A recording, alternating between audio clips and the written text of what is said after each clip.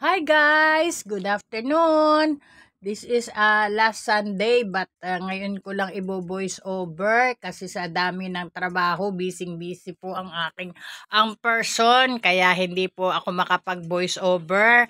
Kumusta na po? Ito po yung nangyaring panran sa Dubai Seaside Road.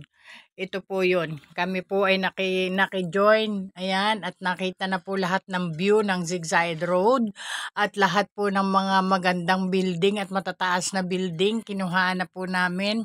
At hindi po kami nakaligtas sa 10K kilometer po ang aming nilakad. Pero hindi po kami napagod. Awa ng Diyos. Nakatapos po kami sa finish line. At natapos po naming lahat. Salamat po sa Panginoon at wala naman pong nangyari sa akin. Hindi naman po ako sumakit ang mga paa. Masayang-masaya po ang aming paglalakad dito sa pangyayaring ito. Last Sunday pa po yan. Hindi lang po ma-voice over kaya hindi ko na po post. Ayan, ang ganda-ganda po ng museum. Dubai Museum. Yan, lahat po ng building na malalaki at matataas ay nandyan po sa lugar na yan. Pati po Burj Khalifa ay nakukuhaan namin ng video. Ayan, masayang-masaya po kami last Sunday. At lahat po ng mga hindi pa nakarating ng Dubai ay inaanyayahan ko po kayong magpunta dito sa Dubai. Mapakaganda po ng view. Within my 40 years in Dubai, ngayon lang po ako sumali sa panran kung kailan ako tumanda. Masaya naman po, salamat po sa Panginoon at naranasan ko po ang magpanran bago man lang ako umuwi sa Pilipinas. Sana po makauwi na kaming mag-ina.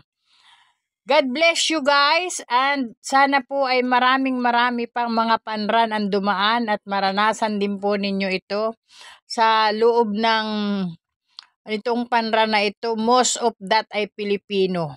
Lahat lang po ng Pilipino yata yung naki-cooperate diyan sa sa panran. Madalang po ang ibang lahi, lalo na po yung mga taga rito, wala pong sumali. Lahat po ay Pilipino. Lahat pong yan nagkakagulong yan ay Pilipino lang. Awa ng Diyos. Kami lang po yata masyadong sa sports. Kaya lahat ng Pilipino ang nandyan. Wala pong gasinong ibang lahi. Madalang po ang Indiano, ang ibang lahi, ang Arabo.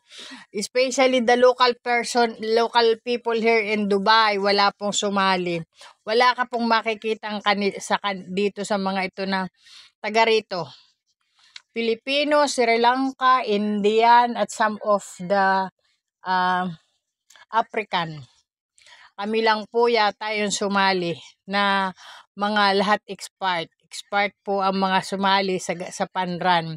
Hindi po gasinong gusto ng mga taga rito ang magpanran sila. Ang saya-saya po, masarap sa pakiramdam ko pag nag-ersesyo ka. So yan po yung pinakang ersesyo naming once a year.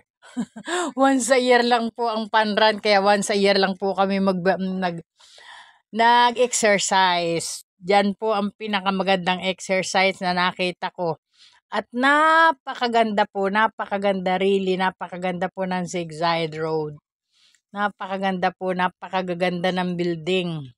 At lahat po ng Pilipino ay napakagalang at napakababait po ng tao. Yan po ang pinakang mabait yan po ang pinakang katangian ng mga Pilipino kahit saan mo sila dalhin. Nakikita po yung tunay nating ugali as a Pilipino. Ang tunay nating pakikisama, ang pakikiride sa lahat ng meron sa ibang bansa. Kayang-kaya po nating sabayan ng mga kapwa natin, mga Pilipino at saka sa ibang lahi. Kaya sila mismo ay humahanga sa ating mga Pilipinong expert. Salamat po sa lahat po ng mga taong mapanonood ng panran na to. Salamat po sa panonood ng video ko. At salamat din po sa lahat ng nakisali at nakitakbo sa amin. Marami pa po sanang dumaan na panran dito sa Dubai kahit po wala po kami at hindi po kami makasali. ay marami pa pong panra na mangyayari dito sa Dubai.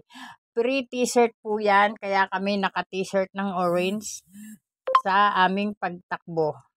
Free t-shirt, free water, at maganda po ang nila, ang pagsalubong sa aming mga tumatakbo. Napakaganda po ng ginawa ng Dubai.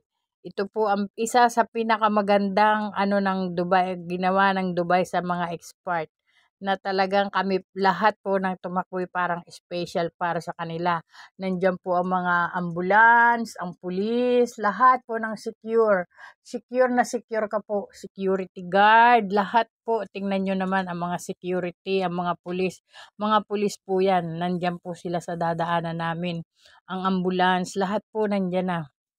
Wala kang hahanapin pa. Lahat po ng mga tao, tingnan mo yan po mga naka-blue, nag-a-assist po yan kung merong matutumba. Actually, they are nurses na sa inyo, mag-a-assist kung sakasakali.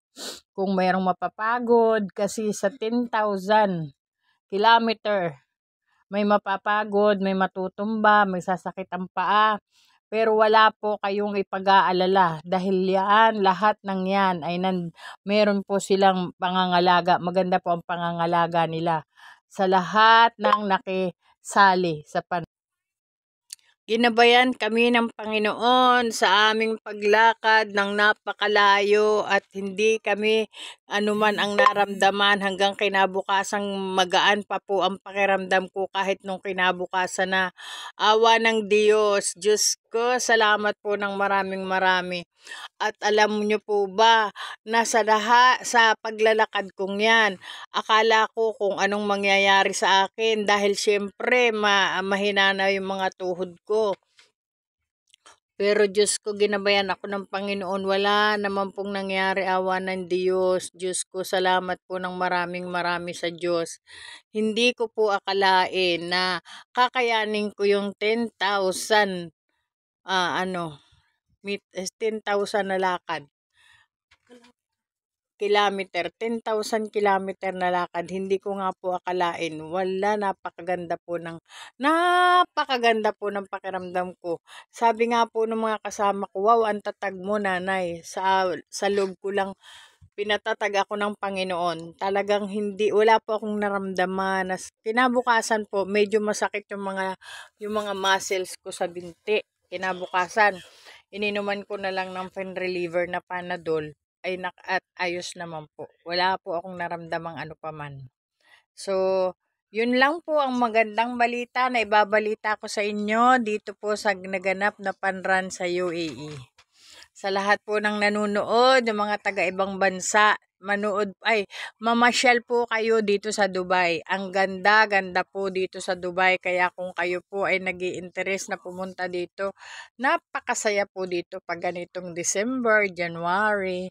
Bukas po lahat ng magagandang sa Dubai. Ang Miracle Garden, ang ganda-ganda po ng Miracle Garden ngayon, at meron din pong nasa din po ang Dubai Mall. Lahat po ng mga magagandang tanawin at anuhan dito sa Dubai ay nakabukas. May butterfly garden. So, sa isang araw po doon naman kami maglalakad-lakad sa may butterfly garden.